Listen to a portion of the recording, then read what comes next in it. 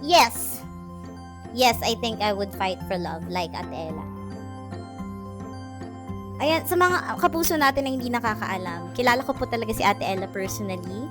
She's my ate and alam ko din yung love story niya. So, I think isa yun sa pinakamalakas na hatak for me para gawin tong story niya is because I know her personally. And of course, the type of love story na pinapakita po sa story natin sa MPK ngayon napaka-kakaiba. And gusto kong tumulong na maipakita yon sa ating mga kapuso by playing the role Ella. Hello mga kapuso! Ako po si Joe Berry at iniimbitahan ko po kayong lahat na manood ng hashtag MPK Tall and Small. Ngayong Sabado na po yan, 8:15 PM sa GMA.